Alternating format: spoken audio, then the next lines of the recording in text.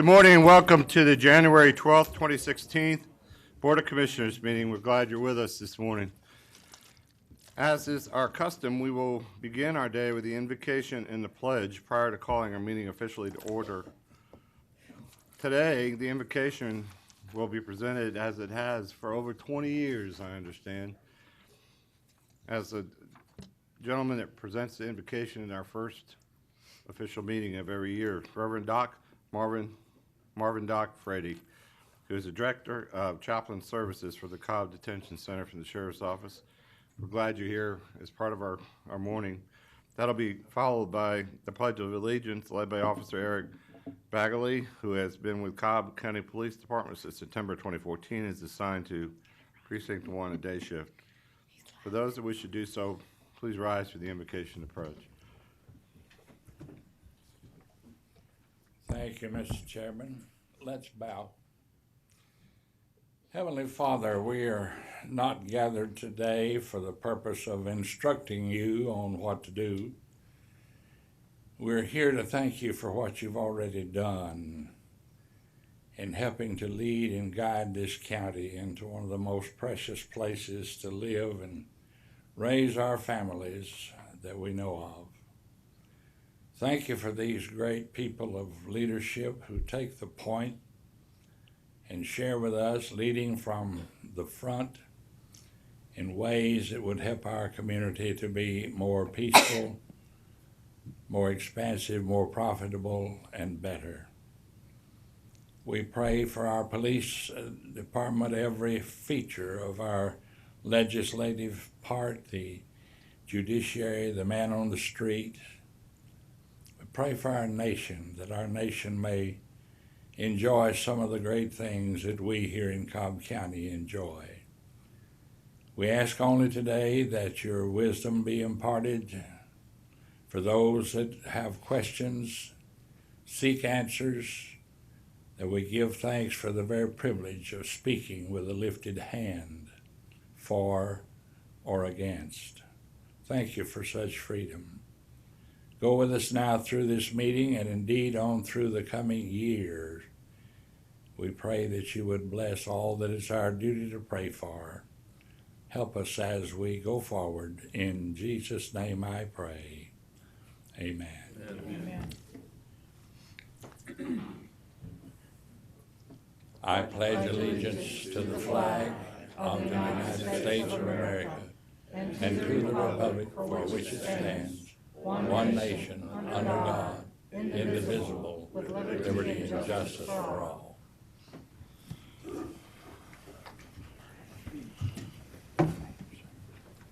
Thank you, Doc. Thank you, Officer. Appreciate you being with us this morning. I'll now call this meeting officially to order, and we will begin with tab number 1. There are 3 presentations. We are going to take Item 1 first, Item 3 second, and Item 2 third. The first item is to present the fourth quarter Customer Service Excellence Award. Mr. County Manager. We're going down.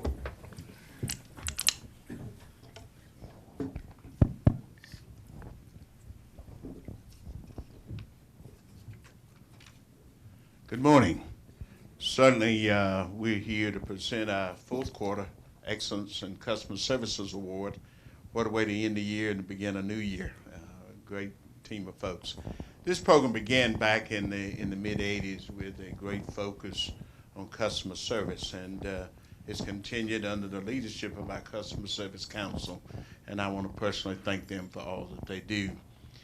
Winners for this quarter, I had the pleasure of going into their workplace of their environment and in their environment announcing that they're the fourth quarter winner, and they had no idea of it. I can tell you, I want to say I wake up in the middle of the night thinking about some of those reactions we get, but they were all good. So I want to thank, because they show surprise in that they were not doing their job for this recognition. I want to thank them for that. But by going into their workplace, we announced it, but also that they're going to be recognized at Continental Breakfast this morning, a photo shoot with the chairman, and with department heads and other elected officials. We wanted to thank them and with a continental breakfast and said thank you for the service that you provide to this county. We also provide them with a $50 gift certificate. We also will display their photos in the service centers for one full quarter because we're so proud of you, and also on the website. And today we will present their official certificate thanking them for what they do.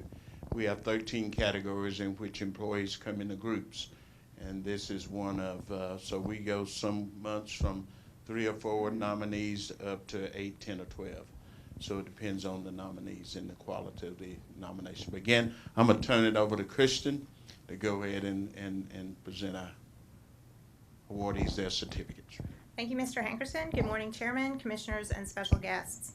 On behalf of the Customer Service Council, it is a great honor to present the 2015 fourth quarter winners of the Cobb County Customer Service Excellence Award.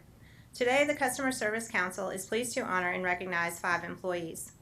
Each employee was nominated by their coworkers and supervisors for consistently providing customer service excellence beyond what is expected of them. Will each winner please come forward as I call your name? Mike Kale is our first honoree this morning. Mike is an environmental program specialist for the water system. Over the past few years, Mike has received numerous comment cards from teachers and students in schools where he coordinates the county's watershed stewardship program.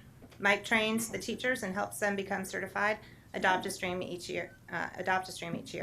If new teachers arrive at a school, Mike is at the school delivering them materials. He has also been seen on many occasions putting his boots on and conducting surveys with the teachers.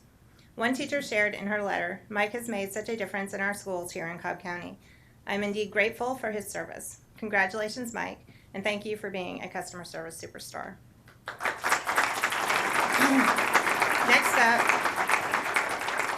Next up, we have Angela Mbagwu, who works at the Stratton Branch Library.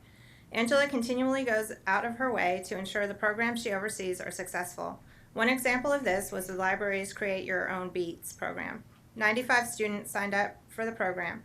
Angela personally called and emailed each student to remind them about the program and ensure they attended. It's also not unusual to see Angela at Kroger inviting children and their parents to participate in the branch's story time. Angela, you are a model of customer service excellence. Because of your passion for customer service, our residents can expect the best.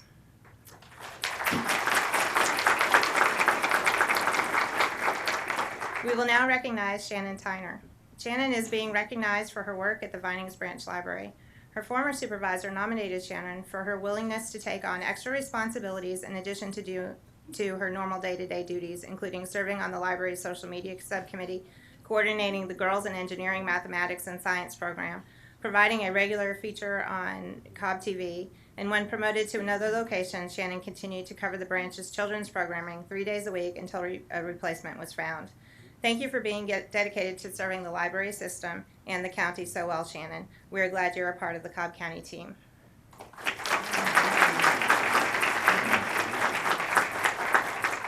Our next honoree is Donald Wells, who works in zoning for community development. Throughout Donald's time with zoning, he has received many letters applauding his exceptional customer service. Instead of just telling customers what department to go to next, Donald takes the time to walk them to their next community development destination, and along the way ensures they have a clear understanding of their next steps and processes. Donald has also been known to pull plats and deeds for his customers, even though it's normally handled by another Cobb County department. One of Donald's coworkers said, "I am grateful to work alongside Donald." Donald, we are grateful and proud to work alongside you as well. Keep up the great work.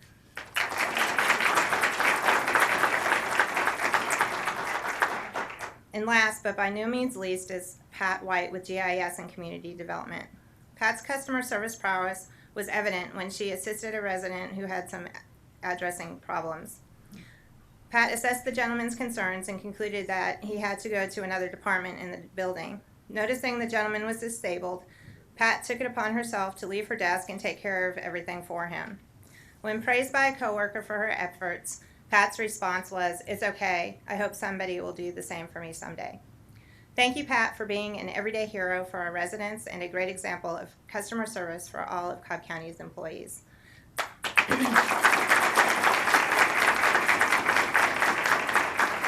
Ladies and gentlemen, these are our fourth quarter 2015 Customer Service Excellence Award winners.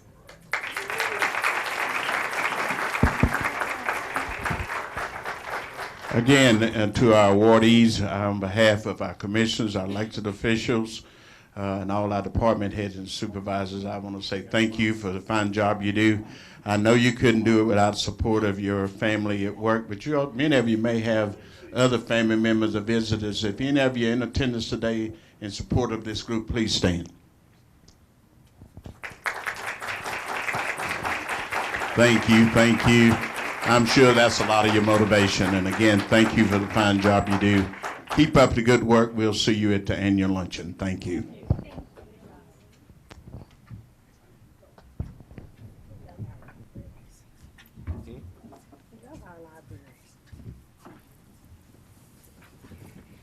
The next item will present 3 sponsorship awards to Wellstar, Mims, and Smallwood Reynolds, Stewart and Associates. Mr. Heaton?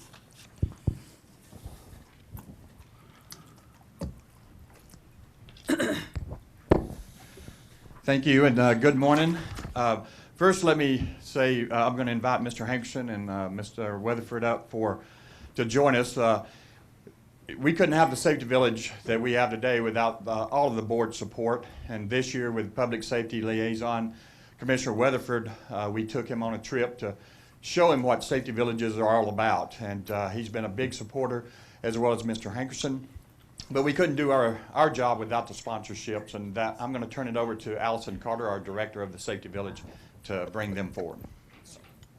Thank you so much. I just want to thank Chairman Lee and the Board of Commissioners for allowing us the opportunity to honor and recognize these 3 well-deserving sponsors of the Safety Village. Just to give you a little history, after we completed our 5th year of service to our kindergarten, 2nd, and 4th graders in Cobb, the Foundation Board decided that they wanted to recognize 3 sponsors every year to again thank them for their continued partnership and support of the Safety Village. And so last year was our first year to do so, and so this is our 2nd. And so I'm honored and privileged to have the opportunity to present these awards to them. So if I could have the representatives from Mims Enterprises, Wellstar Health System, and Smallwood Reynolds, Stewart and Associates to come forward.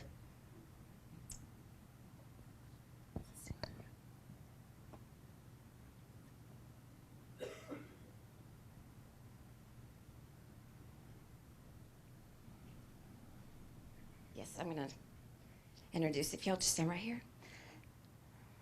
So I wasn't sure who to present the awards first, so I'm just going to go in alphabetical order. So, Mr. Mims, you have been a part of our organization from the very beginning.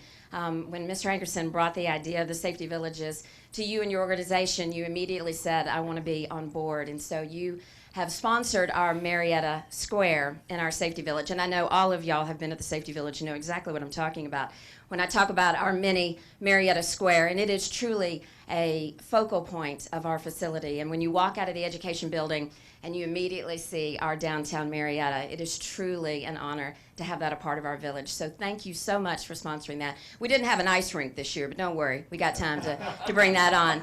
So that's right. So on behalf of the Safety Village Foundation, Mr. Mims, I'd like to recognize the Sponsor Recognition Award for your extraordinary commitment and support of the Safety Village.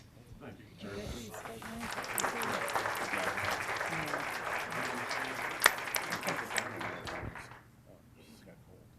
I'm just honored to have been, I think, one of the very first to participate in this program, Mr. Hankerson, and to be a part of it, because I think this is such a tremendous program to teach our young people safety. And there's been cases that I remember one where there was a police and some lady was child, their home had been invaded or something, and she called up the 911 and they were telling her what to do.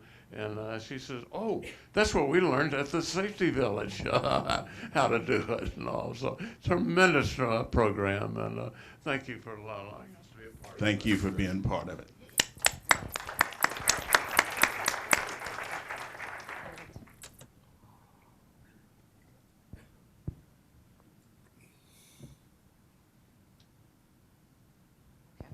And are there any representatives from Smallwood Reynolds Stewart here? They might have come in late. I do want to recognize Smallwood Reynolds Stewart and Associates. They have been an architectural firm that has been with us since literally day one when we were talking about the designs and what the Safety Village was going to look like and where it was going to go in the future. And they have provided the time and the talents and the services of their thematic designer, Todd Stalder, who unfortunately couldn't be here today. But he has been an amazing partner for the Safety Village and truly a blessing. I would throw ideas out of different designs and buildings, and then he would go, oh, okay, and then just whip up this amazing design for our next building.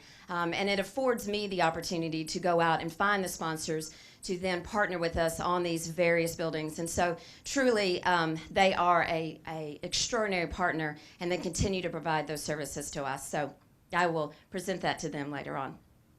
And last, but certainly not least, is Wellstar Health System. Honestly, they have been a part of us from the very beginning when Mr. Hankerson was putting the task force together to go and view other safety villages and find best practices. Wellstar was right there at the table. And just a tremendous support on so many capacities with Lisa, with the Safe Kids providing the services that they do at the safety villages to all of our communities, extraordinary.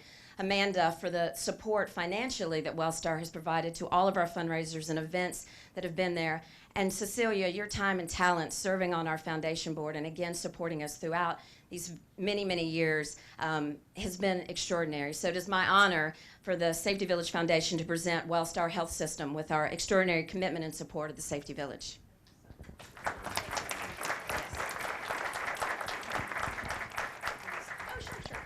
I just want to say thank you to Sam, to Mr. Hankerson, and to the Board of Commissioners. Wellstar is very honored to be a strong partner with the Safety Village. I actually had the privilege to be part of the initial trip where we went around the country and looked at various safety villages. And I will have to say, if you have not been there, you need to go. It is world class, it is best in class, and we have a wonderful education center for our community, and I encourage you to participate and at least go and take a tour of it. So again, thank you for today, for the honor and for the recognition, and thank you again for the wonderful partnership. Thank you. Again, if I would like to recognize any of our foundation board members that are here to, if they could come forward for our final picture would be great.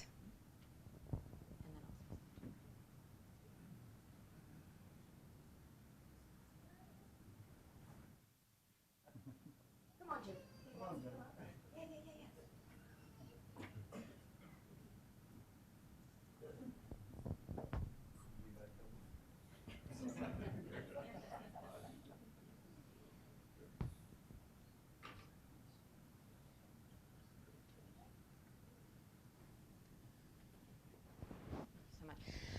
I did want to just say a few things about the Safety Village. I know all of y'all know everything about it, so I'm really just telling you what you already know. But the Safety Village Foundation started, our education division started in 1978 through the fire department, but the Safety Village opened in 2009. And every year we educate every kindergartner, second, and fourth grader in Cobb County on various safety messages. We go out to every kindergarten classroom in Cobb County and the city of Marietta.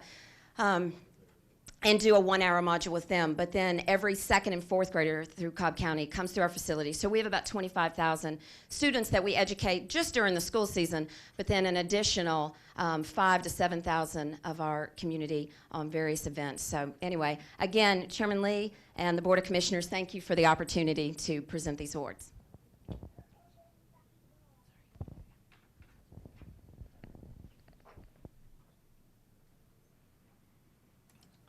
Thank you.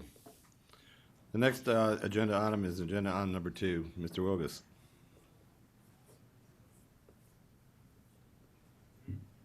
Good morning, Mr. Chairman, Commissioners, Mr. County Manager. This item is to present an update regarding the I-285 multi-use bridge project number E4210. The I-285 multi-use bridge project consists of a bridge spanning Galleria Drive, I-285, and Circle 75 Parkway to SunTrust Park. The total project length is approximately 1,110 feet. The mixed-use developments in the Cumberland area cater to residents and patrons 365 days per year. The purpose of this multi-use bridge is to provide safe connectivity and mobility between commercial, residential, entertainment options within the Cumberland area. The proposed bridge will be constructed to accommodate pedestrians, bicycles, and future transit vehicles. The project actually goes from the door of the Galleria all the way into the mixed-use development around SunTrust Park, and the restriping of the deck at Galleria will, of course, be coordinated with the authority, and the work within the Braves deck is certainly coordinated with Braves. But this morning we're focusing on the piece that connects the two decks. So with that, I'll turn over to Scott Jarrell with AECom to make an update. Morning, Mr. Chairman, Commissioners. Just to reorient you with the location of this project, you can see we're near the interchange of 75 and 285. We're in between 75 and Cobb Parkway, connecting to the Galleria Center, and to the north at Circle 75. As you can see, we've changed the orientation now. North is to your right, but we are connecting our facility to the parking deck of the Galleria on the left side of your screen. It crosses over 285 and has connections to both Circle 75 as well as up over Circle 75 to the SunTrust development. Jim mentioned our purpose, again, is to provide a safe pedestrian crossing between these two major commercial areas and provide future transit connections as well. We have pedestrian connection at both the south end and the north end, where we will connect at grade to Circle 75, as well as go up over Circle 75 into the SunTrust development. And our transit connection is both at the south end of the Galleria as well as directly to Circle 75. Our design goals are to provide pedestrian safety, to provide a cost-effective, low-maintenance structure, to provide an enhanced pedestrian experience for this travelway that meets ADA compliance and overall has an elegant external appearance. So we're going to get into a rendering video to reveal our bridge design. As we approach, we're heading westbound on 285, and what we have here are pre-stressed concrete beams, and we have protective fencing that meets all the requirements of GDOT. As we go over the interstate, GDOT will have consideration as to what we design and build here. Now, as we're looking north across 285 towards the future SunTrust development, you'll see we have a 16-foot dual-use pedestrian way on the left side, separating from the 12-foot transit lane on the right side, and we have a 4-foot buffer in between with a planter box and bollards to provide that positive, safe separation. As we advance across the bridge, you'll notice we have inlaid brick design into the concrete deck, as well as brick on the planter box itself. We have ornamental lighting. You can see we have some cutouts in the planter box for trash receptacles as well as park benches. And then we have our protective architectural fencing on the left. Please advance. Give you a sense of it. As you see here, the bollards that separate the transit way from the pedestrian way, they are removable. We coordinated with public safety on that. This will provide emergency vehicle access to both the pedestrian way and to the transit way, allow vehicles to turn around. And on your left, you'll notice the ornamental fencing. What we have in between the posts are aluminum panels. They're perforated near the top with an architectural pattern to them, but they're going to provide mitigation to the noise from the interstate below. They're going to provide mitigation to the visual of below because you won't be able to really see through them. And they provide a nice architectural experience for the pedestrians on the facility. You'll also notice we have a shade canopy right there in the center of the bridge. With the length of this project, we thought it'd be good to have a little respite from the sun on hot days. So we have a shade canopy in the center part of this bridge.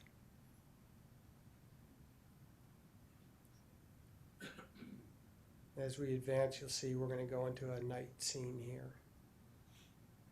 Again, we have ornamental lighting in the buffer. Now as we cross, we're on the north side, and this is where we have a separation. We have a pedestrian way that goes up over to a bridge over Circle 75, as well as a sidewalk to the right that accesses directly to Circle 75 for buildings and for destinations on the south side of Circle 75.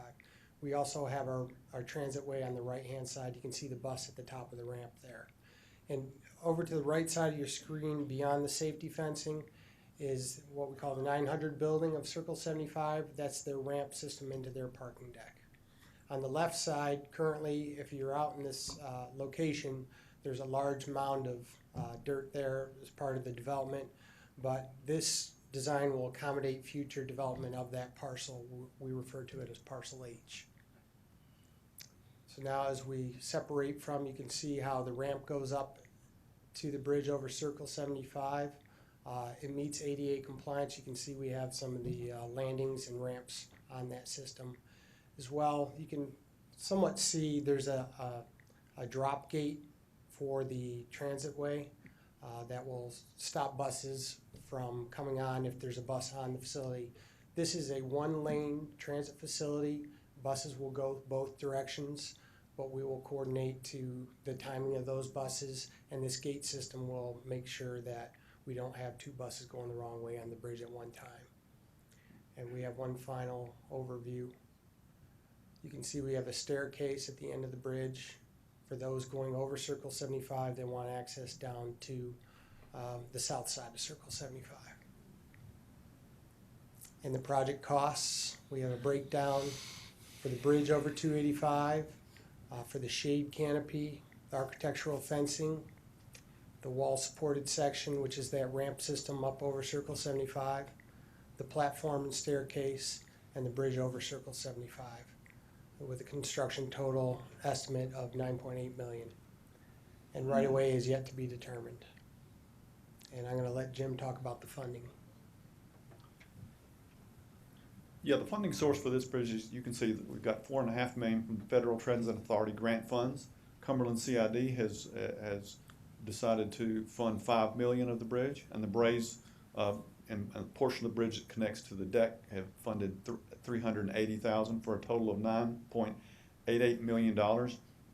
The right-of-way right now, we are in the process of doing our appraisal, so we've not yet determined what the funding for that would be, but that would come out of the SPLOST federal state match. So our next steps in the process will be to submit the final plans, secure our GDOT encroachment permit, and then let it to construction. Perfect. Scott, thank you. That was a great presentation and update on moving this very important project together. This is a very important public safety project for the Cumberland area as it connects two major commercial centers together and be able to ensure safety for the tens of the thousands of people to work, live, play, and visit that facility today, let alone some of the anticipated growth in the future. That's a great update. We appreciate it. Commissioners, any thoughts or comments from Commissioner Ott? Yes, just got a couple questions. As this bridge has been discussed, there's been discussion, and I know we only talked about from kind of Galleria Way, but there has been a discussion upwards of about $3.5 million to upgrade the deck at the Galleria. Now, I did not see that included in the cost. How is that going to be paid for, or who's going to pay for that? It is not included in the cost, and that's really going to be determined when the Galleria Authority releases their hotel design, because that will really set the tone of what needs to be done with the deck. But that is not included in the Okay, cost. but at some point in time, someone's going to have to pay for that $3.5 million, That's correct. and that has not been determined yet? That has not been determined. Okay, and then the other question I have, and this is more of a logistics, and I know that this is a preliminary design, but you talked about the gate for the bus waiting. If there's somebody on the bridge and the bus is waiting there, how does the bus get off? If there's someone on the bridge, I'm Well, I sorry. mean, if there's a vehicle on the bridge Okay, coming we have across, storage location, so if, so they're not actually going to be stopped at the gate. no. We've designed into the north end particularly, we have a wide opening of that driveway, and we can store a bus right there. if they hit their clicker and that gate doesn't open, they know there's a bus advancing and they have to wait until the bus Okay. comes off the bridge to the north. All right, thank you. Thank you. Any other questions? Yes. Commissioner Cupid? I'd first like to share that that was an attractive design for the pedestrian bridge, and it's good to see the ideas for having vehicular traffic and pedestrian traffic come together. I've been on a couple of pedestrian bridges, San Francisco and also in Louisville, Kentucky, where they have pedestrian bridges, but they also accommodate bikes so people can ride. And just in looking at the configuration, which looks a little bit tight, I don't know if that can be accommodated, but considering the length of the bridge between both decks, that might be a consideration for us to include bike lanes that are striped on that surface. We can certainly look at it. The 16 feet wide pedestrian area is certainly wide enough to accommodate that. Okay, very good. I also have some questions. If you can go back to the design of the bridge, where you had the bus and pedestrians, I believe it was a slide. Yes, this here. I assume that the buses are going to be traveling at a very slow speed, considering its correct. proximity to pedestrians. Okay, because that's somewhat of a concern. It's just a very small Yeah, we're barrier thinking between. 15 miles an hour for the Okay. bus, so slow. And that's Okay. part of why we have a narrower lane, really. It's constrained. It's definitely passable, but it helps to keep that speed low. Very good, and it's for buses only Yes, at this time. at this time. Yes. Okay. It will not be for general use by the public, no. Okay, very good. Thank you. Yep. Any other questions, or Commissioner Ott? Yeah, and we're kind of, what is this, the circulator bus, or is this a different trolley bus? I mean, I know the circulator could fit on a 12-foot wide, but what do you envision? I mean, is this built? For use by the circulator. Okay. Okay. Any other thoughts or questions? The right lane is 12 feet, Yes, ma'am. so only one circulator or bus could go in the Correct. same direction at one Correct. time. I think this is a great update, and appreciate, Jim, not only your team, but the consultants' work as well as getting this where we are. Clearly, some of the next steps are to visit with our partners and bring them up to speed as well. So we'll have to coordinate getting that scheduled. I'd also like to encourage you, if any of the commissioners would desire to ask Jim and the consultants to meet with them individually to go over any more details, that'd be great. But if we could, just in the interest of moving this forward, I'd like us to move towards bringing this as an official item, Mr. Hankerson, if it works, for the January 26th meeting, if we can bring it forward as an agenda item for consider for approval. That would help us keep moving on the project, which is important, as we said, is the safety component to what's going on in conjunction with all the other projects. We'll see where we get in moving forward. We'll have to talk to our partners, of course, and get their support. But I think that should be at least the goal we try to reach. And Commissioner Ott?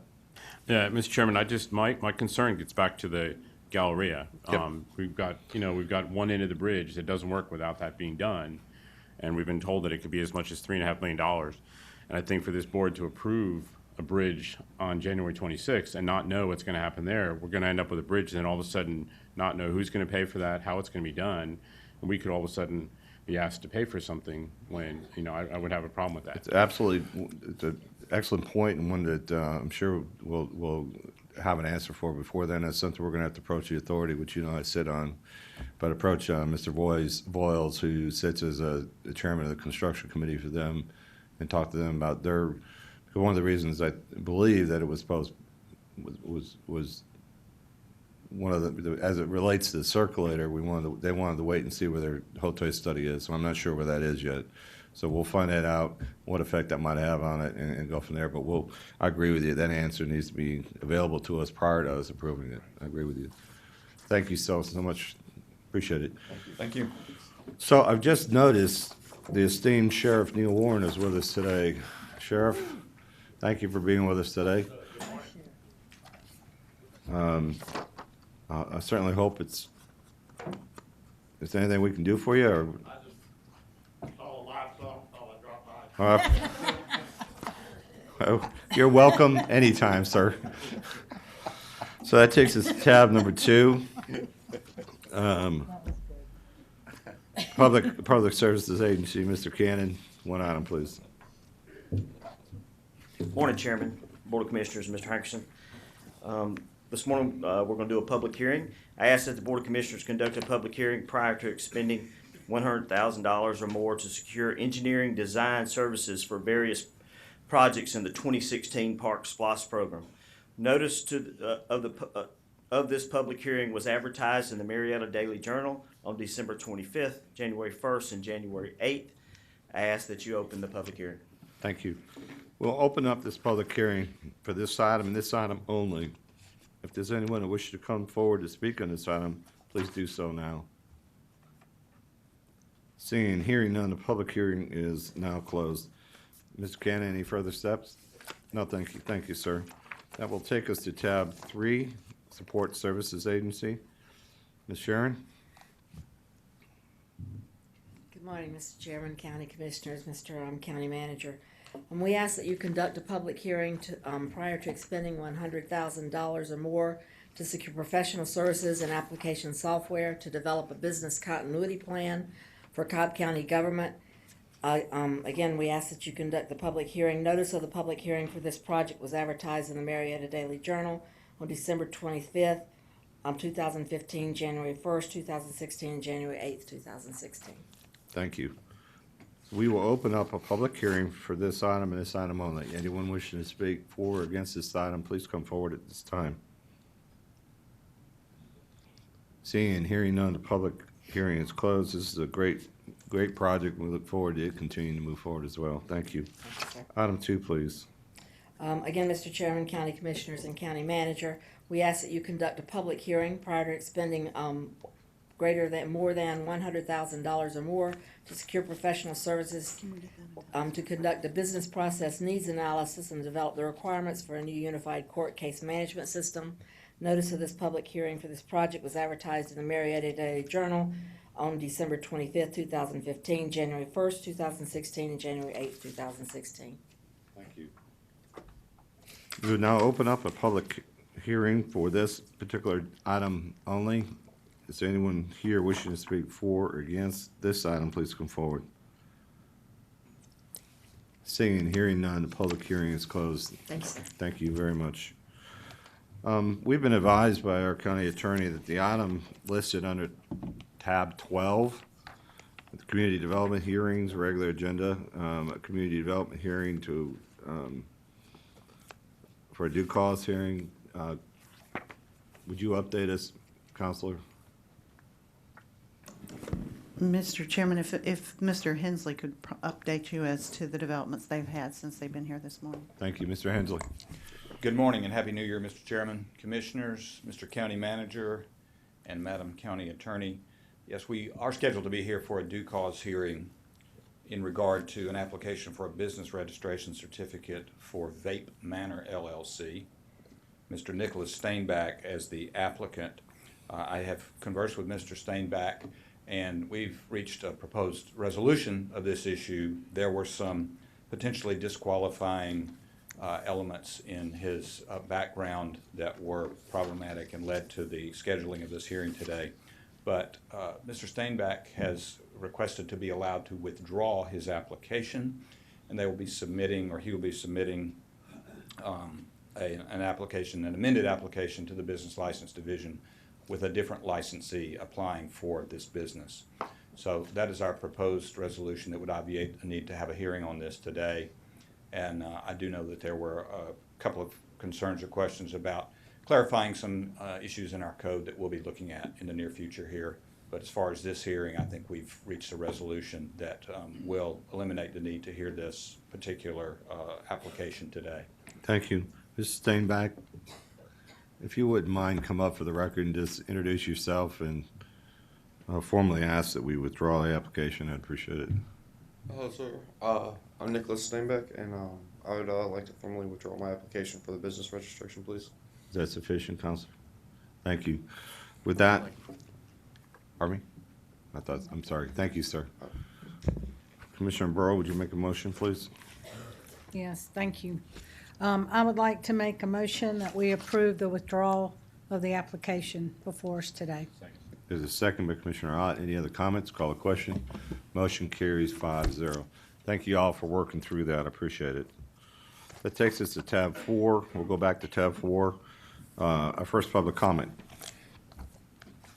The first speaker is Robert Korn. If you come forward, please.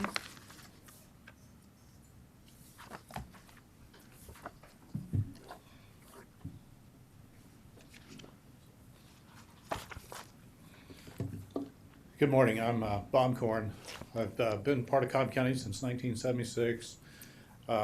Live in the South Cobb area, and I'm here today to talk about the Citizens Review Board. We made presented a resolution to you in the last board meeting. Let's just say last board meeting was a little spicy, but let's put that behind us and talk about what we can do here in the future. Did you get it up yet?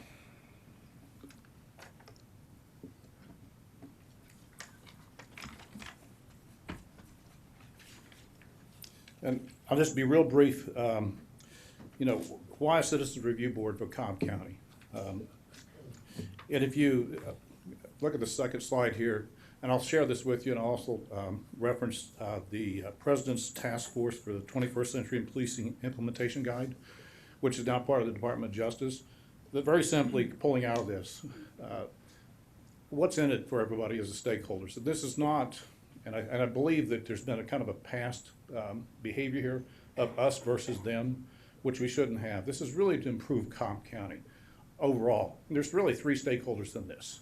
There's the local government, which is the commissioners, the executive branch here, and the oversight from the management. There's the law enforcement, and then there's the communities, the constituents that are out there. If you think about this, building this in a collaborative environment, what we'll have out of this is a better Cobb. And I really want to encourage you to look at that resolution that we had presented. Next slide.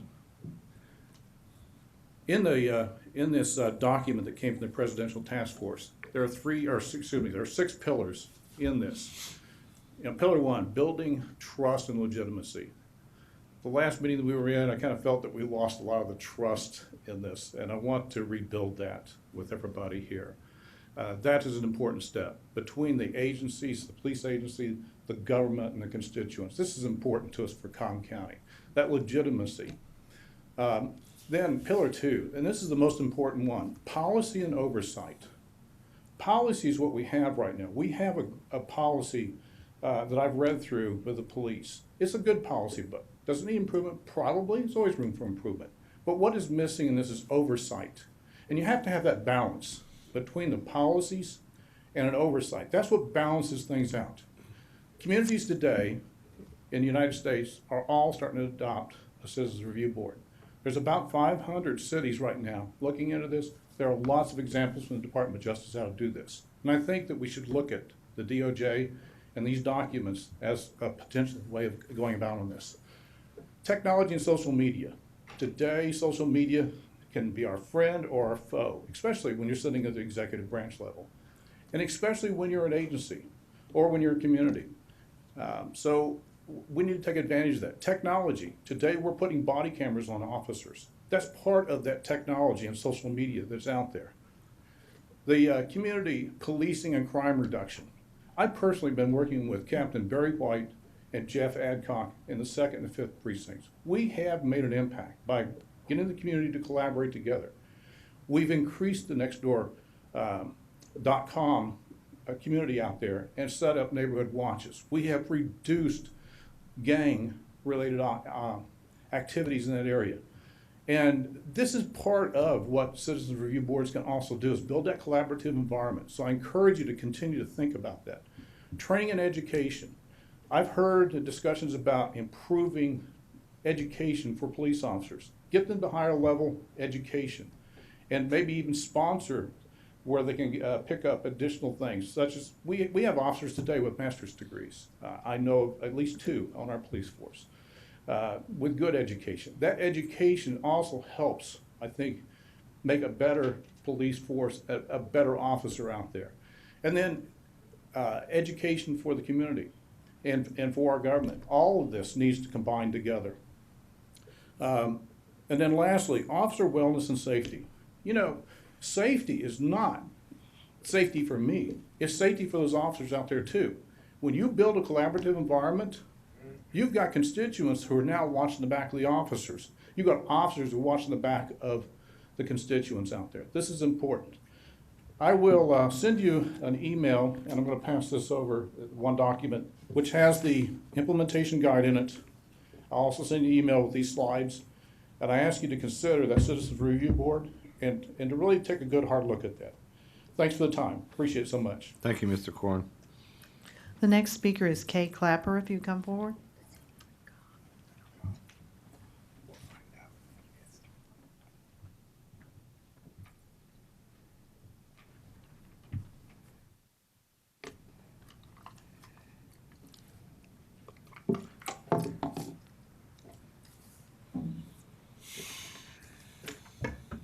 Good morning. Good morning.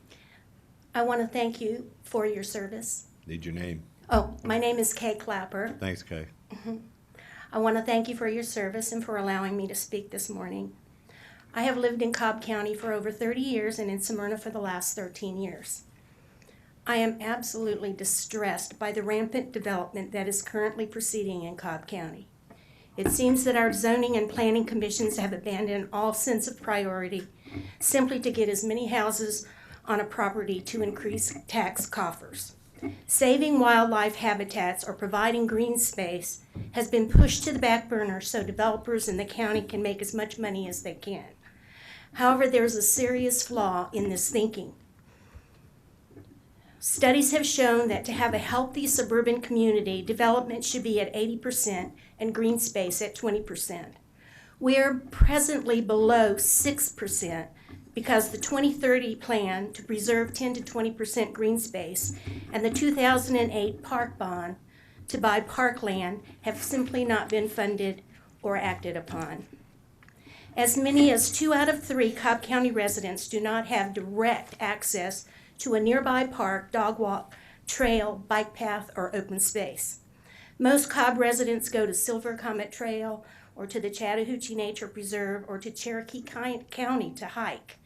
Isn't it time we follow their lead and have parks for our own residents? Research shows that the percentage of green space in people's living environment has a positive association with the perceived general health of its residents. Green space is more than just a luxury. It's a benefit to the quality of life of a community. For some reason, there is a belief, and on this commission as well, that there is no monetary value in preserving green space. Sometimes non-economic values offer quality of life values that money cannot buy. Green space is an ongoing amenity that improves quality of life, providing accessibility to open spaces to all members of a community, not just a few thousand who attend a baseball game. Many times people running for office make a lot of promises before an election, but then after the election, they conveniently forget and renege on many of their campaign promises. For 7 years, we have heard excuse after excuse as to why the park fund could not be funded. From several of you, I have heard, if it doesn't make money for the county, then we can't fund it. If it raises taxes, we can't do it. The money is just not there. But somehow this commission has found $400 million that was not voted for to build a new Brave Stadium, and now $12 million more for a bridge. We are only asking for 1/10 of the $400 million. We're asking for the $40 million that was voted for in the 2008 park bond referendum. Many times decisions about parks are based on a cost-benefit analysis. Any public investment or policy proposal that incurs public costs or affects private development results in tests on how much money will be gained or lost. Those who favor conserving or creating green spaces are often at a disadvantage because we cannot readily express the monetary gains or losses arising from future environmental changes when there are green spaces versus no green spaces. However, recent studies have shown the economic values of trees in a community are considerable. Besides raising home values by 15%, there is less money spent by the county to deal with water runoff, flooding, soil erosion, air pollution, offsetting greenhouse gas emissions, and increasing electric bills due to cement heat islands. One mature tree removes 6 tons of carbon dioxide from the air, and the equivalent of cleaning carbon dioxide from the exhaust of one car driving 4,000 miles, and the tree replaces it with breathable oxygen. A home situated 500 feet from a park increases by 15%. Green space attracts and retains residential and commercial development. Parks increase commercial rents and demand for space. Parks improve the quality of life by reducing noise pollution, traffic congestion, and reducing heat islands. Green spaces improve the health of local residents by offering more opportunities to exercise, dog walk, view wildlife, hike, or bike. People pay Thank you, Ms. higher Clapper. prices. Thank you, your time. I just have one more thing I'd like to finish, please. According to the Atlanta Audubon Society, half of our native birds in Georgia are endangered or threatened due to habitat destruction. According to the Georgia Department of Agriculture, 62 plant and animal species are endangered or threatened in Georgia, mainly due to cutting down native trees. Planting a 3-inch sapling on a lot to comply with tree ordinances cannot replace the loss of 100-year-old native trees such as longleaf pine, southern sugar maple, black walnut, tulip poplar, live oaks, and chestnut oaks. Thank you, Ms. Clapper.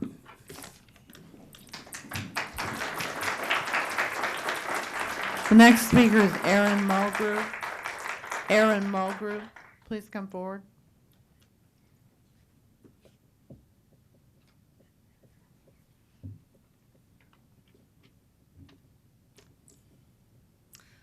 Good morning, Commissioners.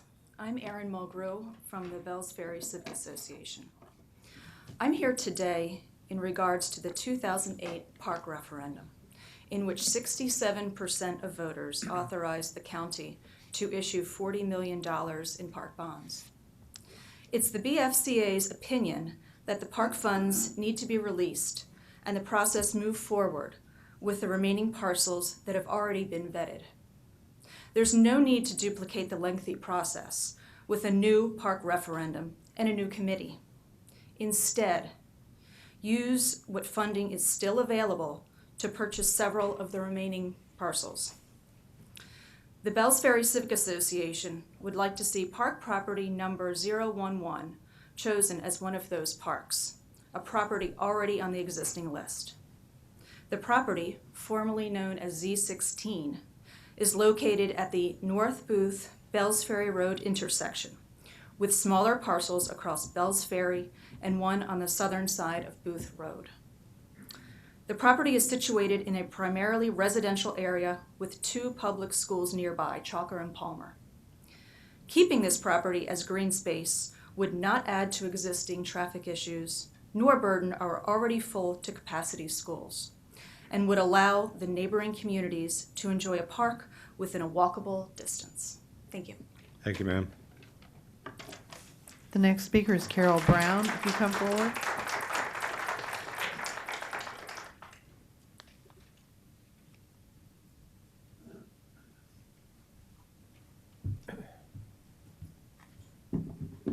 Good morning, I'm Carol Brown with Canton Road Neighbors. Some of you will recall that our group supported both the 2006 and 2008 Parks Bond referendums. The 2006 process was a success and preserved the historic Hyde Farm and Green Meadows Preserve, along with other significant properties. We had high hopes for the 2008 Parks Bond referendum, but due to the recession, it was postponed. I'm very pleased that the Cobb Parks Coalition has brought this issue back to the attention of the public and the commissioners. I want to thank the chairman and commissioners for being willing to revisit the issue. I would like to ask the county to let the public see what properties remain on the list of 29 properties that were chosen by the Parks Committee in 2009, and using the $19.5 million, acquire as many of these as possible, as quickly as possible. But this should be a first step towards conserving environmentally sensitive land. I would like to ask the county to consider a new parks bond that would create a comprehensive green space plan. in a series of greenways for the county. Other counties in the region have done this, and I believe that this is what will be needed to achieve the goal that Cobb has to conserve land. The cost would be higher than $40 million. To make real progress, the county might need to consider $100 million or more. With an improving economy, this might be possible. The new effort might require a different process, perhaps by reaching out to a land trust or environmental design firm to inventory the green space and present that to the public. If a new bond is brought to the public this time, they would know in advance which properties would be acquired, and that would create more certainty of the outcome. This is similar to the process that Cobb has used so successfully in creating the SPLOST booklets in the past, and it might work well for a new comprehensive green space program.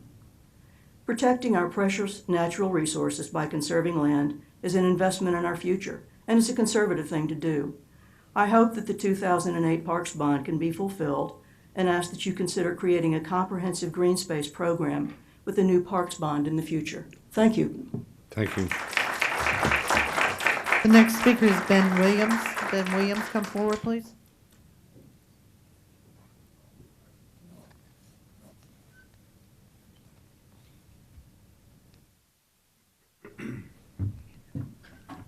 Thank you very much, Sally Riddle, for getting me up. My name is Ben Williams. I'm president of the Cobb County chapter of the Southern Christian Leadership Conference. The presentation that Bob Korn shared with you this morning has been available to 6 chiefs of police here in Cobb County for more than 6 or 7 months, as they voluntarily agreed to sit with many of us to study reform in police practices. They have showed that kind of leadership. And many of us continue to remain as optimistic as possible. Please note that the first pillar was building trust and legitimacy. I think anyone who does not acknowledge that there are strains in that area between community and law enforcement simply is in deep denial.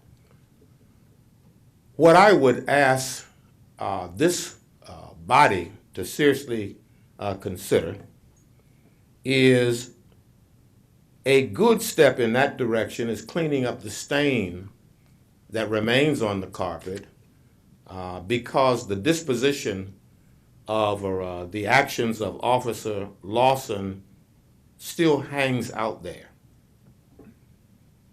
And it needs to be disposed of in a manner that moves towards rebuilding trust and legitimacy by many of us, especially those of us of color and poor folk here in Cobb County. I understand that a hearing has been scheduled for tomorrow. I also understand that the investigation was completed sometime in late December. My question is that an open hearing where that the public would get an opportunity to at least observe the review process? Or will it be very much like the flaw in our grand jury system where only one side of the issue is presented to those who are responsible for deliberating and making a final decision? We need to seriously address how we dispose of the issue and the big stain that Officer Lawson has placed before us. Whatever can be done, I would recommend needs to be done so that the work towards building trust and legitimacy can proceed with some greater degree of confidence. Thank you very much. Thank you, sir. The next speaker is Susan Crutchley. Susan Crutchley.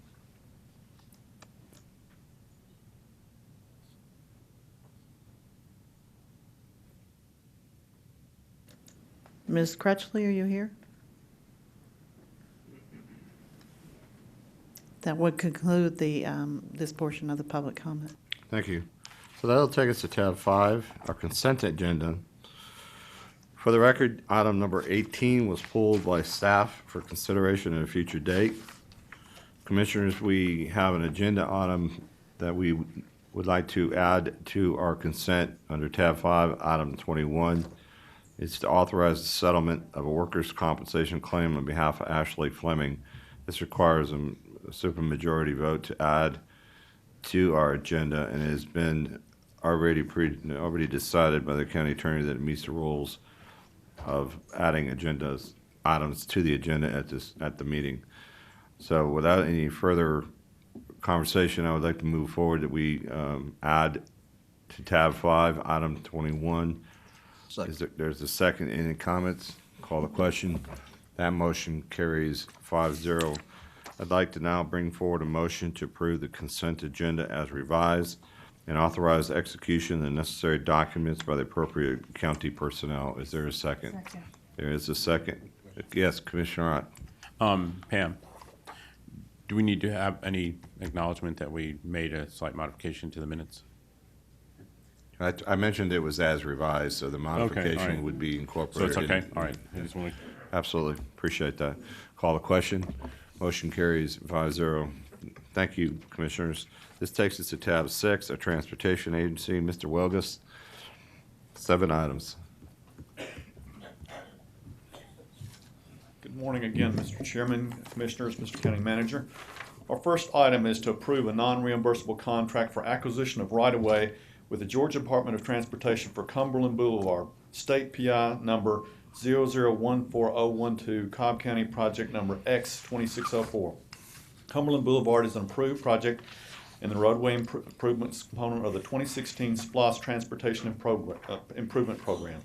The department is in receipt of a non-reimbursable contract for acquisition of right-of-way from the Georgia Department of Transportation.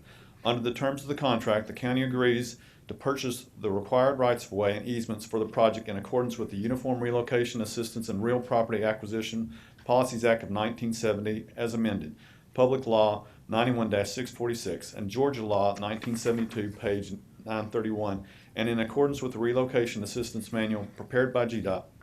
Funding is available in the 2016 SPLOST TIP approved budget.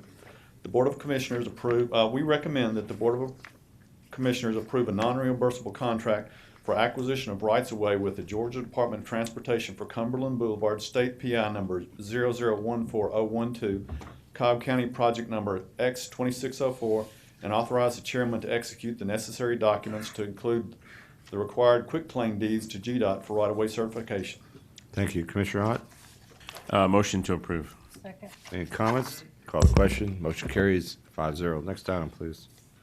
This item is to adopt the initial budget for the 2016 Transportation Improvements Program funded by the 2016 Special Purpose Local Option Sales Tax Revenues. On November 4th, 2014, the voters of Cobb County approved the Special Purpose Local Option Sales Tax, SPLOST, to fund capital improvement projects throughout the county and within each of the 6 cities. The proposed initial budget for the 2016 SPLOST TIP includes all projects approved at the inception of the program and will be funded primarily with 2016 SPLOST revenues and interest. Other potential funding sources such as Georgia Department of Transportation, the Cumberland Community Improvement District, the Town Center Area Community Improvement, and miscellaneous revenues. Thank you. Commissioners, I'll bring this forward as a motion. Is there a second? Pardon me? Were you done? No. Sorry. We request the Board of Commissioners Hurry up.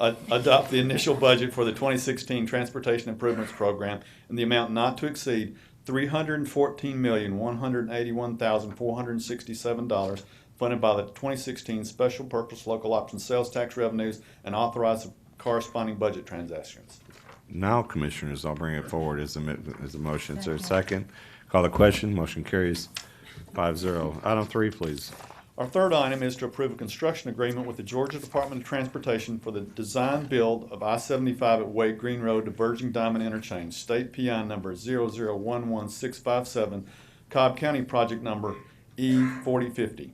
I-75 at Wade Green to Virgin Diamond Interchange, DDI, is an approved project in the thoroughfare improvements component of the 2011 SPLOST Transportation Improvements Program.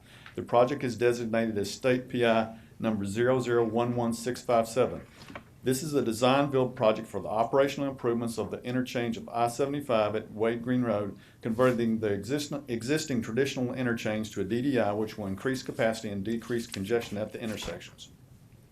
We request the Board of Commissioners approve a construction agreement with the Georgia Department of Transportation, GDOT, for the design build of I-75 at Wade Green Road to Virgin Diamond Interchange, DDI, state PI number 0011657, Cobb County project number E4050, authorized payment of a construction administrative fee in the amount not to exceed $3,000, and further authorize the chairman to execute the necessary documents. Thank you. Commissioner Burrow. Thank you. Like to say before I make a motion to approve that this is, I'm glad to see this back on the books. It was delayed or deferred from 2011 SPLOST, and I'm glad to see it moving forward now. It's a much needed improvement for that area. So with that, I make a motion to approve. Call the question. Motion carries 5-0. Thank you. Item 4, please. Item 4 is to approve a construction agreement with the Georgia Department of Transportation for construction of SR5 connector Barrett Parkway at CR 167 Roberts Court and CR 4512 George Busby Parkway, state PI number 0011737, Cobb County project number E4060. Barrett Parkway at Busby Parkway is an approved thoroughfare improvements project in the 2011 SPLOST Transportation Improvement Program and is designated as state PI number 0011737. An agenda item to approve a contract with Baldwin Paving Company, Inc. for construction of the improvements on the Barrett Parkway at Busby Parkway is being presented to the board concurrent with this item. We request the Board of Commissioners approve a construction agreement with the Georgia Department of Transportation for SR5 connector Barrett Parkway at CR 167 Roberts Court and CR 4512 George Busby Parkway, state PI number 0011737, Cobb County project number E4060. Authorize the payment of a construction administration fee in the amount not to exceed $5,000, and further authorize the chairman to execute the necessary documents. Thank you. Commissioner Burrow.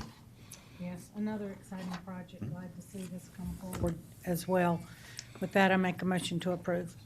Any comments? Call the question. The motion carries 5-0. Item 5, please.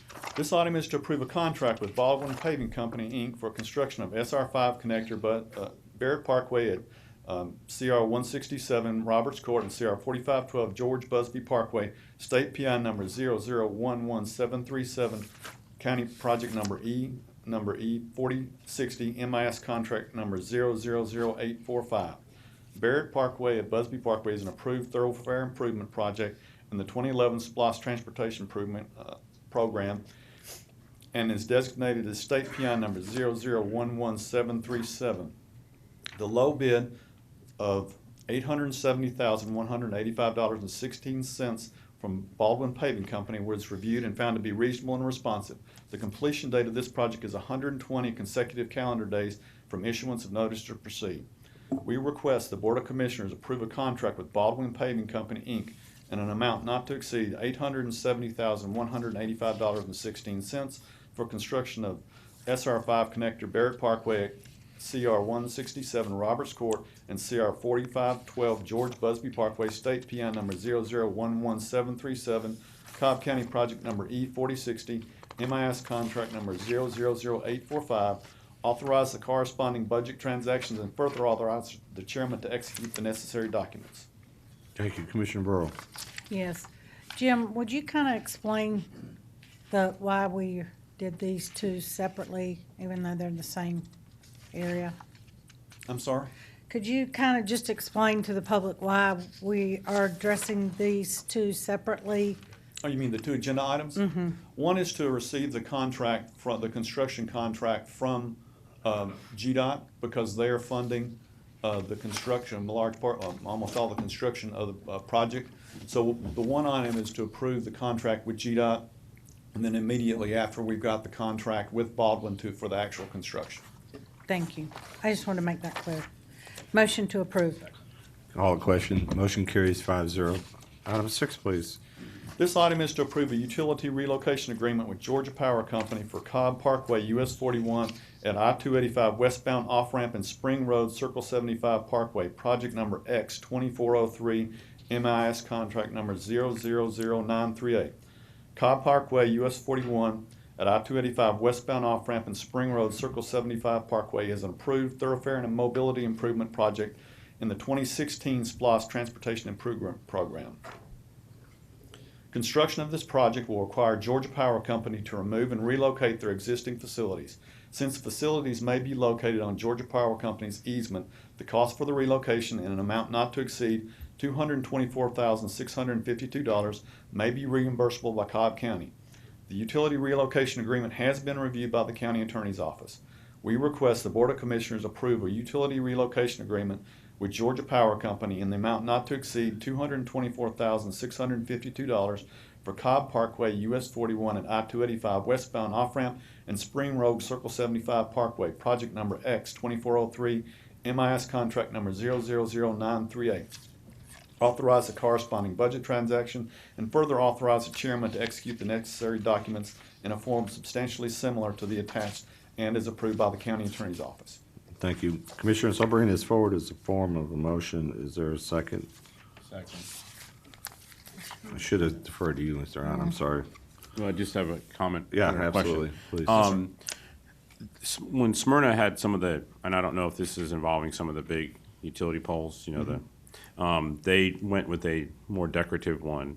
What I'd like staff to do is, when you're having the discussions with Georgia Power, if this involves moving some of the large utility poles. They're very large. Yes, right. sir. And so what I'd like to do is have discussions with Georgia Power and the Cumberland CID and Smyrna to try to get poles to kind of match the ones that Smyrna put in, so we can kind of get rid of some of the ugly silver ones and the more decorative ones that Smyrna put in on their corridor. Okay, we can certainly try. Okay, thank you.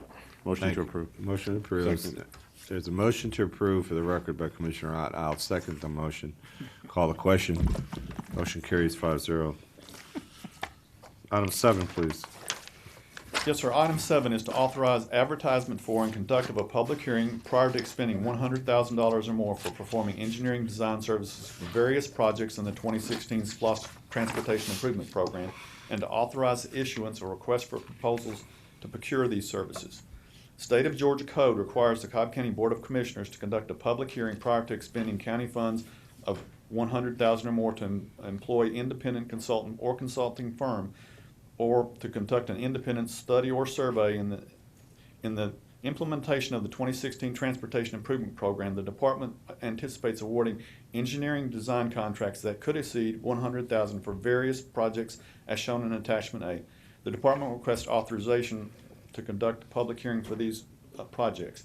In addition, the department requests authorization to issue requests for proposals, RFPs, for engineering design services for these projects using Selection Process 1, Competitive Negotiation, Selection Process 2, Competitive Proposals, or Selection Process 4, Task Order Contracting, or of the current policy for procurement of professional services as amended by the Board on November 25th, 2014. We request the Board of Commissioners authorize the advertisement for and conduct of a public hearing prior to expending $100,000 or more to perform engineering design services for various projects in the 2016 SPLOST Transportation Improvement Program, and further authorize the issuance of requests for proposals to procure these services as shown in Attachment A. Thank you. Commissioners, I'll bring this forward in the form of a motion. Is there a second? Second. Any comments? Call the question. Motion carries 5-0. Thank you, sir. Thank you. Great job. Tab 7, Public Services Agency. Mr. Cannon, 3 items.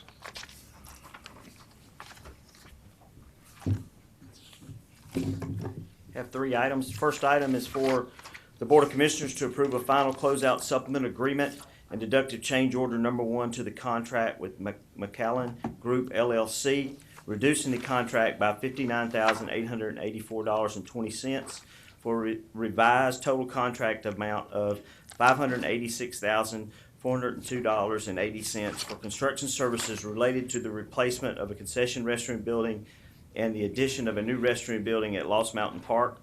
This comes under the 2011 Park SPLOST program. I ask that you authorize the corresponding budget transaction and further authorize the chairman to execute the necessary documents. Thank you. Commissioner Weatherford. Motion to approve is presented, sir. Second. Any comments? Call the question. Motion carries 5-0. Item 2, please. The next item is for the Board of Commissioners to approve a final closeout supplement agreement and deductive change order number 1 to the contract with PE Structures and Associates LLC, reducing the contract by $6,549.71 for a revised total contract amount of $142,350.29 for the construction services related to the modifications and expansion of the maintenance building at Traymore Park. This comes under the 2011 Park SPLOST program.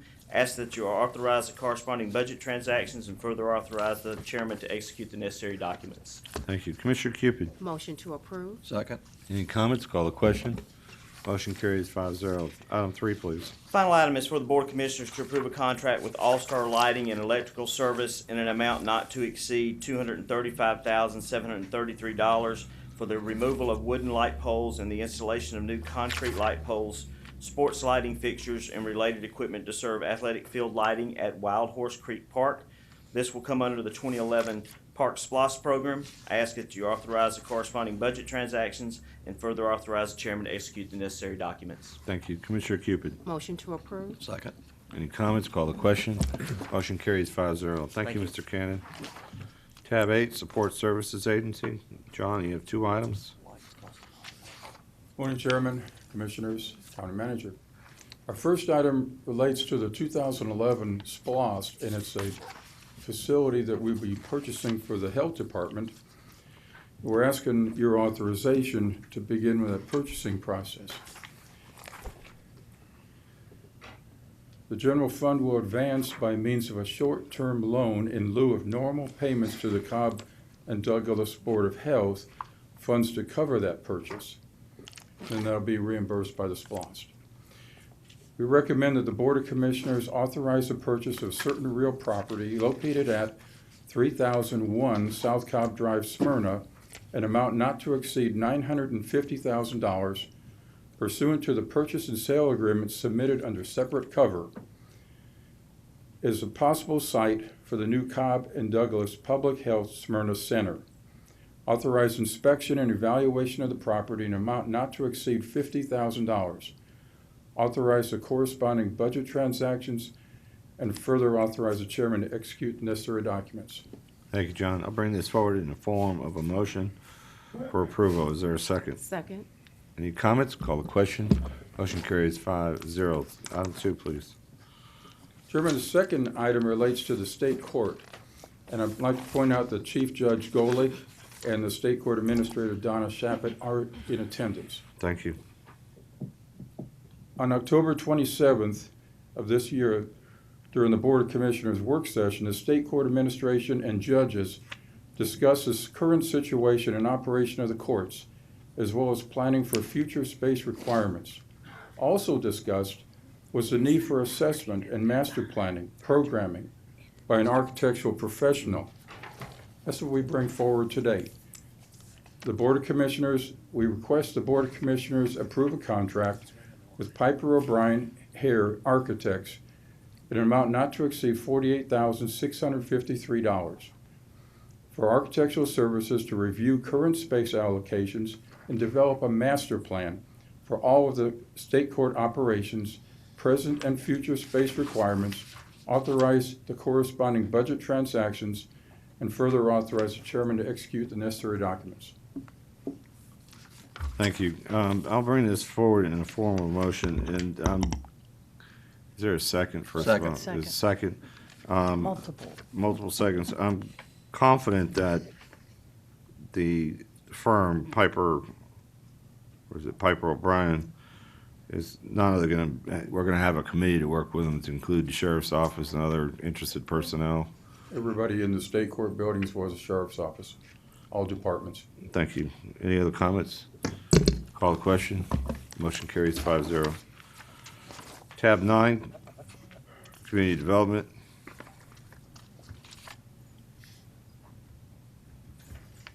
Mr. Johnson. Good morning, everybody. Dana Johnson with Cobb County Community Development. Hold on one quick second so I can get this up here in case we need to refer to it.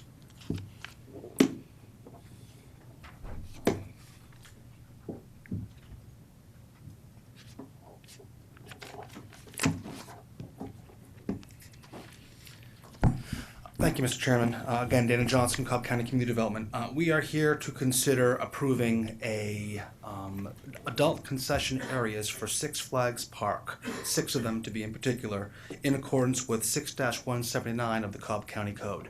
6-179 provides provisions whereby amusement parks are able to sell or dispense alcoholic beverages to patrons that are open to the public. And it is done, so approval process of this, the park management must approve the plan and then bring it forward for the Board of Commissioners to concur with that approval. To be clear, Six Flags Over Georgia already has a alcohol license from Cobb County to dispense alcohol. Last year, they were approved their alcohol license as well as 4 different concession areas, which are shown here in the circles that are on that map. They are asking for 6 additional ones to be a total of 9. One of them ones that they're resubmitting, one of the ones that they've submitted is a resubmittal from last year, as that they are changing the scope of what they were requesting last year. Department of Public Safety and Community Development has reviewed their plan and has reviewed this, and we do not have any concerns with the proposal that's been brought forward. So with that, we would ask you to consider approving this plan for additional alcohol sales locations at Six Flags Over Georgia. Thank you. Commissioner Cupid. Yes, thank you, Chairman. It's been my understanding, Dana Johnson, that there have been no alcohol-related incidents at Six Flags Park since we've put this ordinance in place. That is accurate. Okay, and I think that goes to show their responsible sale of alcohol over the past year, and I'm glad to bring this item forward for approval from the board. So with that, so moved as presented. The motion and second. Call the question. The motion carries 5-0. Thank you, Dana. I know there's a lot of work done by your folks in public safety in the commissioner's office. Not to mention the folks at Six Flags to get this done, and this is we take this seriously, and appreciate the commissioner and her leadership in getting this forward. Thank you. Tab 10.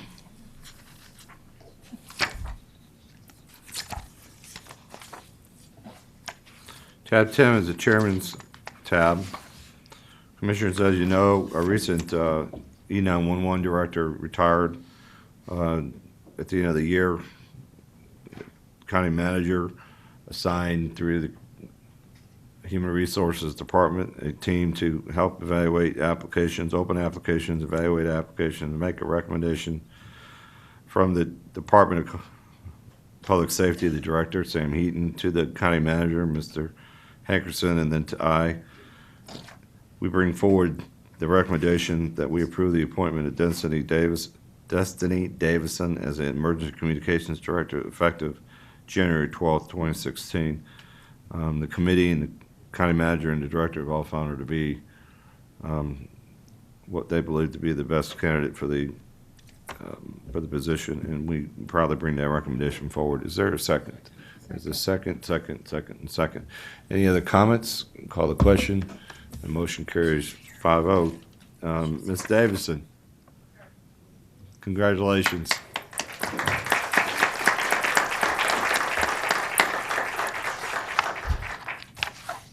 Do you know the number to 911? All right, tab 11, Finance, Mr. Pearson.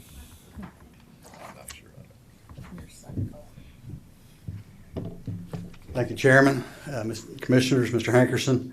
I have 3 items to bring before you today. The first is to approve the ranking of qualified firms to provide professional consulting services to the county.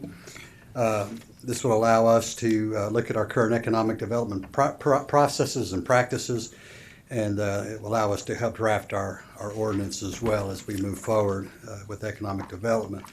So I'd ask that the Board of Commissioners approve the ranking of qualified firms to provide professional consulting services to conduct a comprehensive analysis of current economic development processes and practices, authorize staff to begin negotiations with the top-ranked firm, the Pendleton Group LLC, and authorize the county manager to execute the final contract in an amount not to exceed $50,000.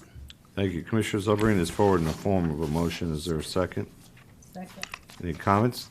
Call the question. Motion carries 5-0. Item 2, please. The second item is really for accounting purposes, for us to put funds in the appropriate fund for reporting purposes. We've already collected these monies from the CID, and this is to allow us to pay the debt service payments on the Brave Stadium, which the first payment was made January 1st. On SunTrust Park, excuse me. I'd ask the Board of Commissioners authorize the appropriation of prior year tax revenues in the Cumberland Special Services District 2 Fund.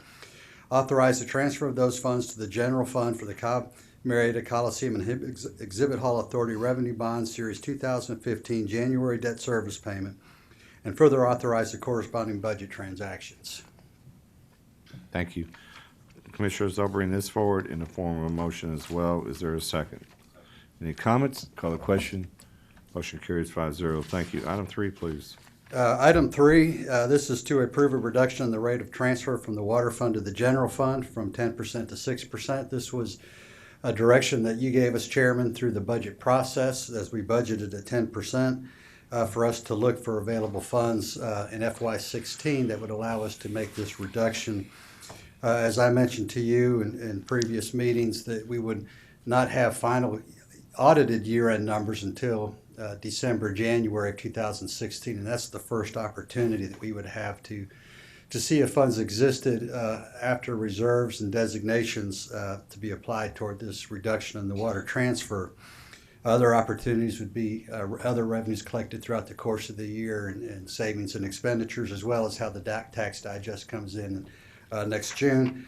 We did have, through the audit process, sufficient revenues to allow you to achieve one of your objectives, and it was your direction after we presented these available funds to you for us to bring this forward as an agenda item.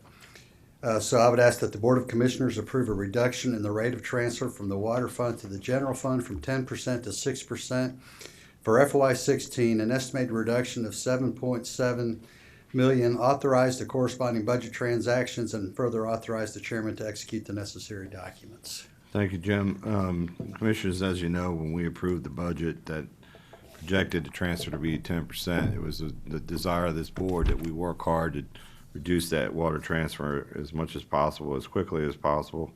To that end, we've been working with the county manager and Mr. Pearson to bring that forward and to meet one of or several commissioners' goals to reduce that transfer. So it's my pleasure and recommendation that we bring forward this item as presented for your approval. Is there a second? Second. Just a second. Any comments? Call the question. Motion carries 5-0. Good work, Jim. Thank you. Tab 12, as we discussed earlier, was moved forward and completed. That takes us to tab 13, our second public comment period. You have two speakers. The first is Reverend Jeff Jones. If you'd come forward, please.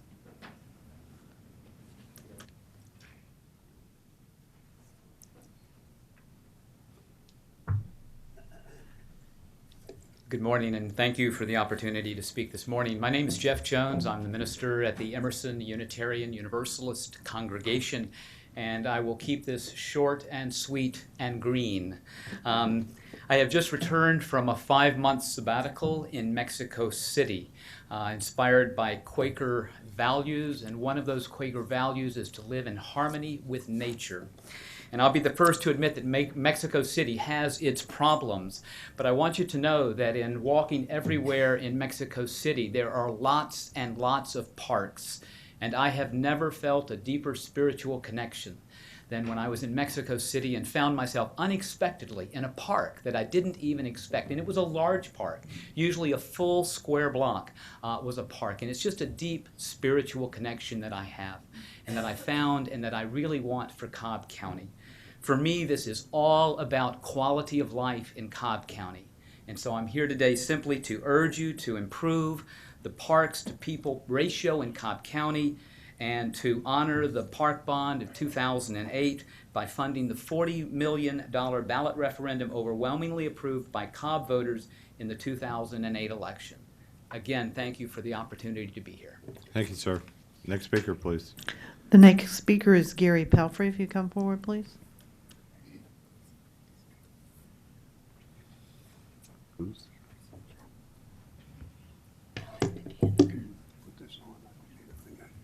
Good morning, Mr. Chairman, gentlemen, ladies, Mr. Manager. My name is Gary Pelfrey. I've been around for 30-some years in Cobb County. I will try to be brief, but I also want to speak to the notion of trust and legitimacy.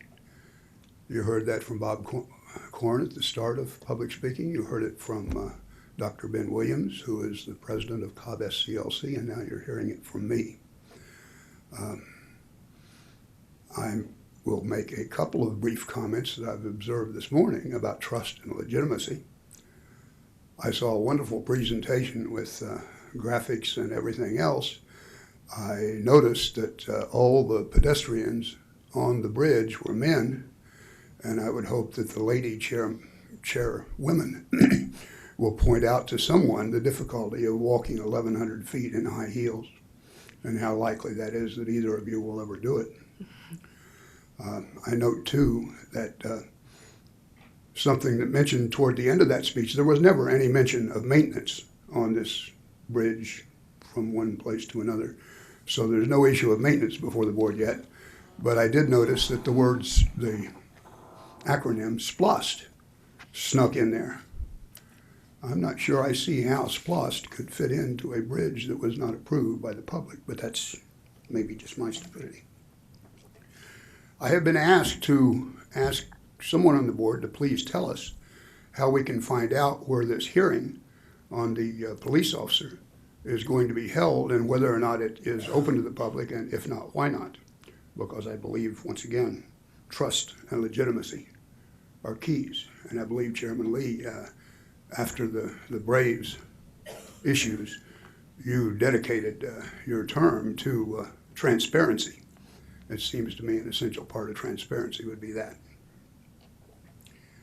I was trying to jot down some of the numbers here. I heard the lowest number, $48,653. There is an item on the agenda about settling a federal lawsuit that has been going on for well over 2 years and whose docket now contains some 60-plus entries.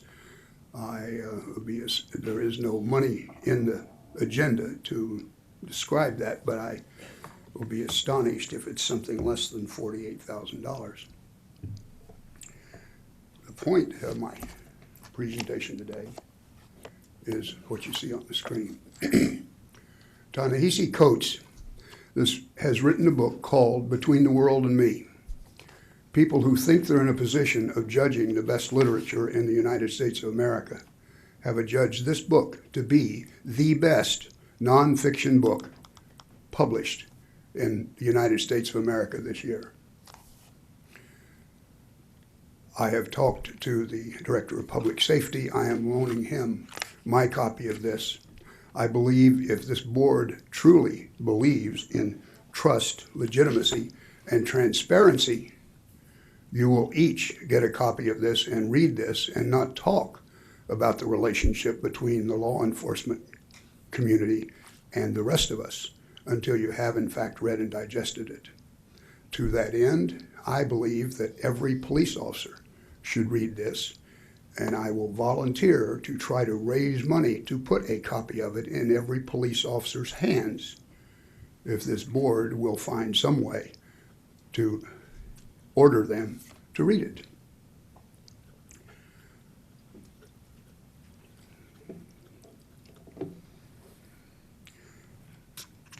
I did notice, and this I don't begin to understand, but it's back to the issue of transparency.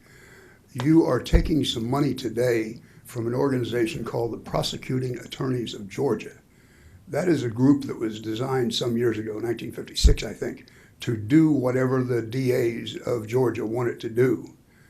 But this taking grant money which they have acquired somehow and giving it to the DA here so it becomes a victim assistance, another victim assistance person, strikes me as coming perilously close to the Georgia definition of the Racketeering and Corruption Act. RICO, transferring funds around so they can't be transferred. And why are we paying $800 for dental for one person, or $1,200 for workers' comp insurance? Could we not buy a couple of pairs of safety glasses and a helmet for this clerk? I would point out Thank you for too. your comments. Your time is up. Thank you. I hope we get an answer to the question of the hearing.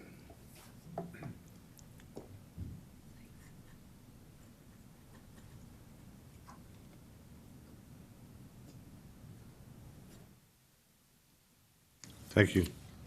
That concludes our public comment tab.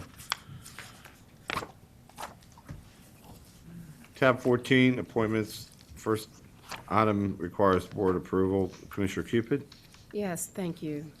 I am bringing back Herschel Tolson for appointment to the South Cobb Redevelopment Authority.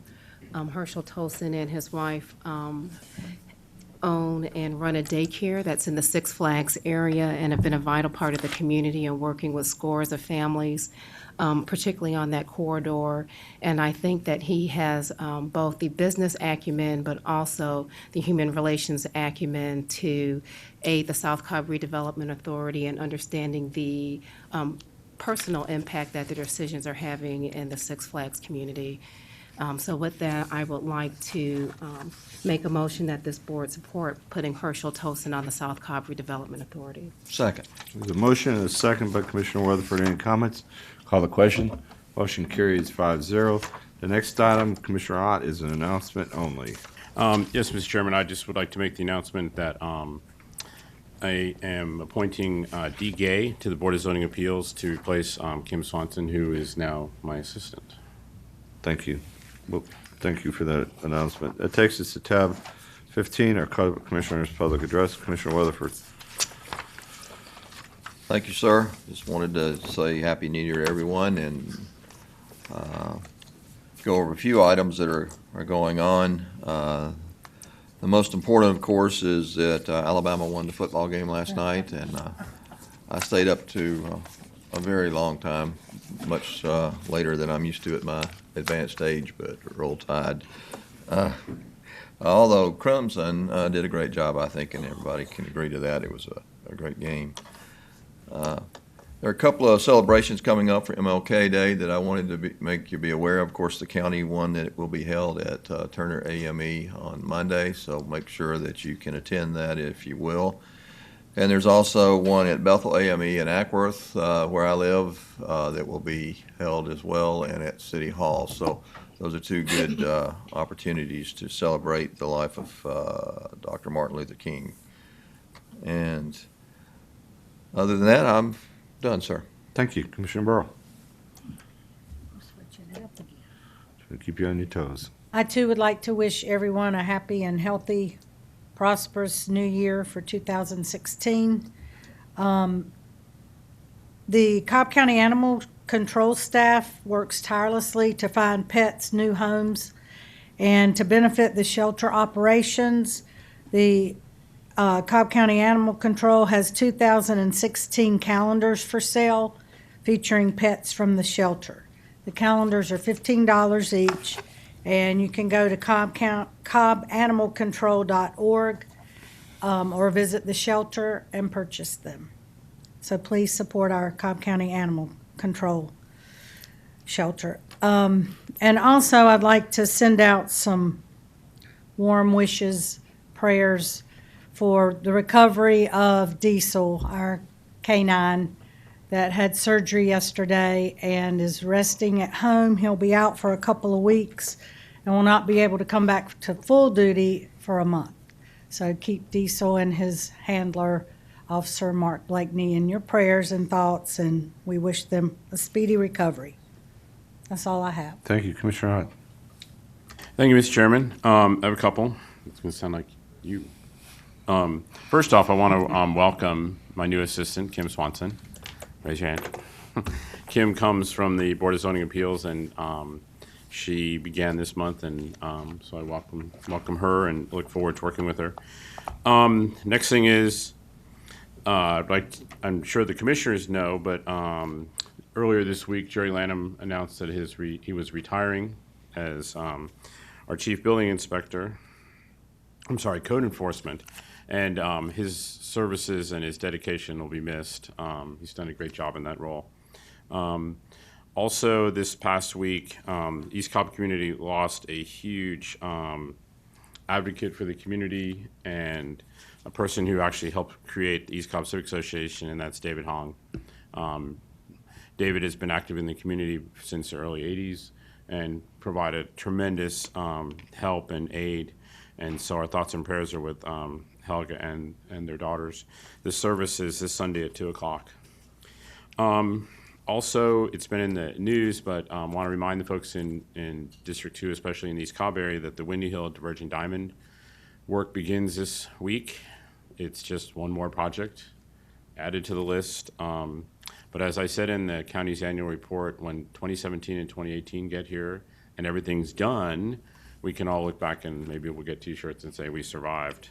And along with that, the Water Authority project, Atlantic Gas Light is supposed to be working on moving that section of pipe that they were unaware of, and so hopefully that'll help relieve some of the congestion on the Terrell Mill corridor. So, Thank you. Commissioner Cupid. Thank you, Chairman. It's good to be back in 2016, and I would like to thank the many constituents who've reached out to me over the Christmas holidays, and thank you for all that you're doing in serving our communities. I would like to share that 2015 has been a year certainly of ups and downs. We've had some great accomplishments with respect to the Flex Bus being initiated, the Mableton Town Square being constructed. We've had a number of roads resurfaced, including Austell Road and South Cobb Drive, which has helped to uplift our community.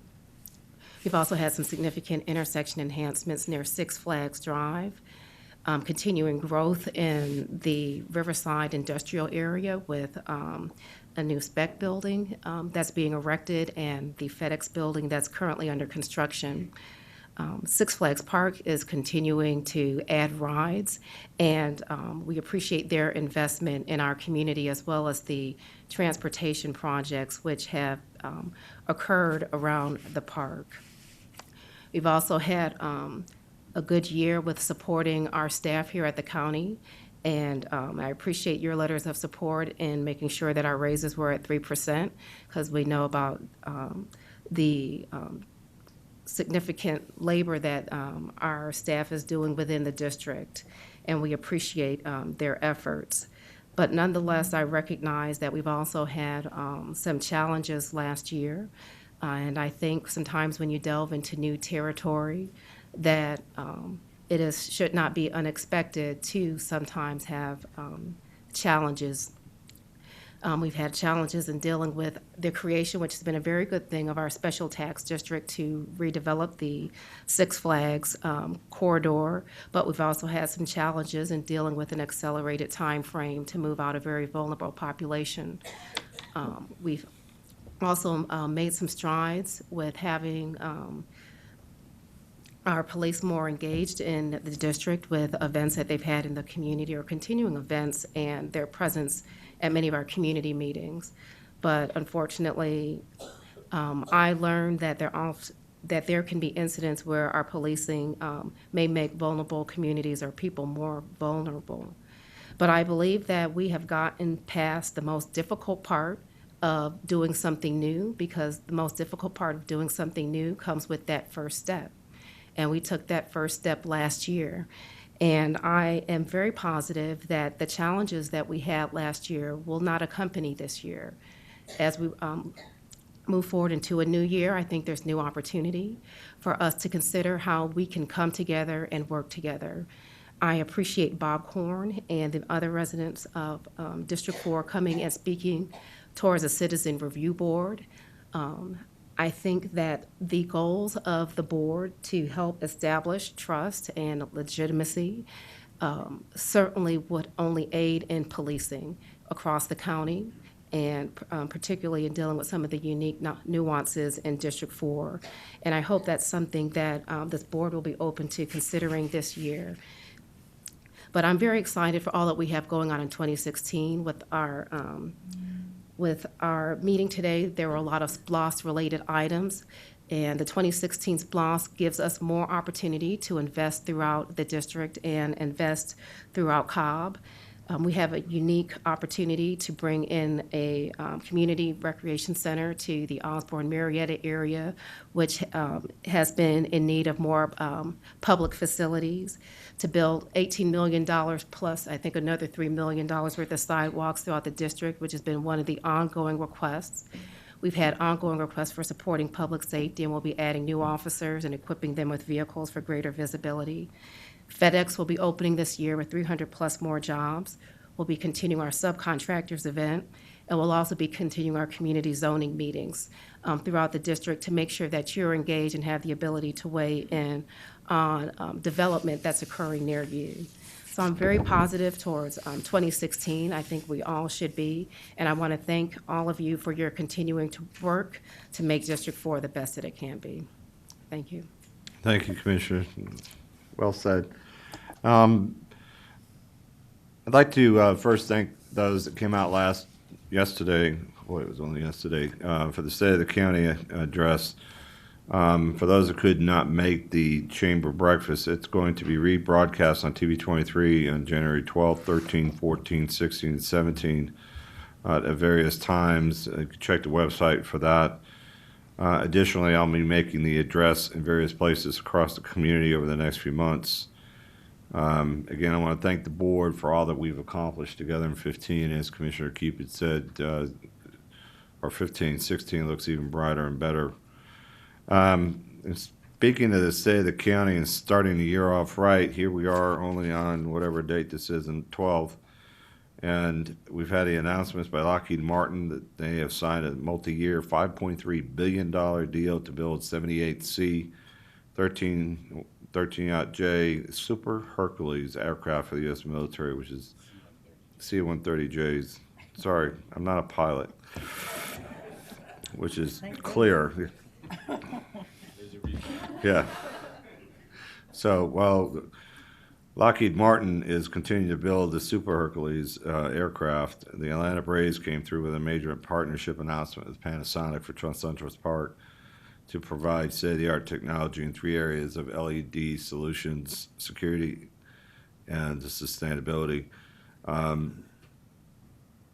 also want to echo Commissioner Weatherford's comments that we have the Cobb County joint Cobb County NAACP Martin Luther King celebration this Monday at Turner Chapel AEM Church.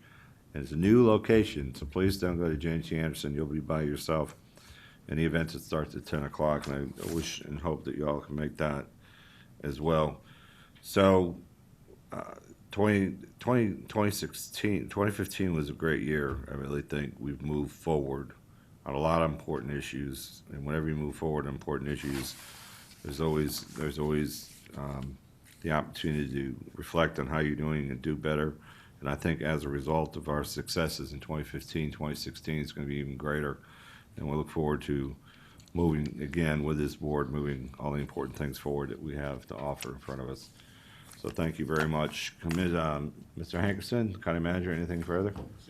Thank you. We are adjourned.